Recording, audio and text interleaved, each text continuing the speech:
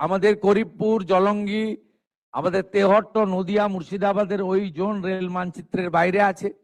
আমাদের লালগড় এবং বড় একটা অংশ রেলওয়ে মানচিত্রের বাইরে আছে।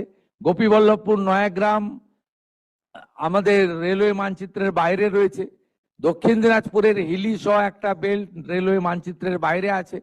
দক্ষিণ 24 পরগনার একটা বড় অংশ সাগর সুন্দরবন এলাকা রেলওয়ে মানচিত্রের বাইরে আছে।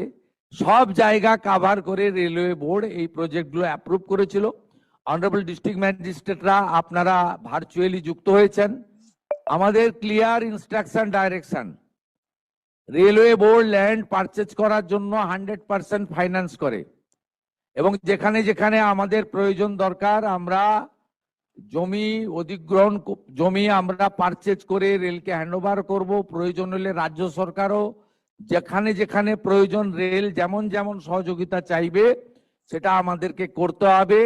এবং একটা ক্যালেন্ডার বানান, শুধুমাত্র মিটিংয়ে যোগদান করে নোটিং নয়, যে কবে কোন জায়গায় রেলের জমি দিতে পারবেন, এই জায়গাটা ক্যালেন্ডার বানান।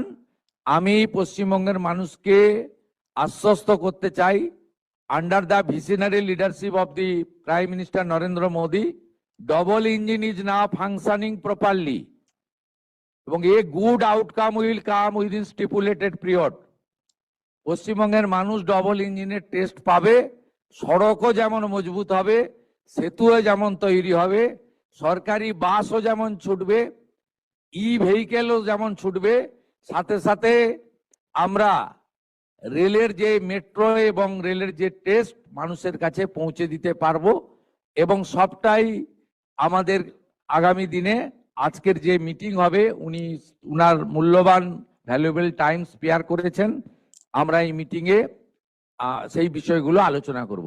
তাই আমি দীর্ঘ বক্তৃতা না রেখে আমাদের পশ্চিমবঙ্গে রেল দপ্তর যেভাবে এগিয়ে এসেছেন পশ্চিমবঙ্গকে নবনির্মাণ করতে, পুনর্নির্মাণ করতে, আমি honourable minister of railway Ashwini Vaishnaw ji को मेरा दिल से आभार प्रकट करते हुए मेरा बात यही खत्म करता हूं। नमस्कार, जय हिंद, भारत माता की जय।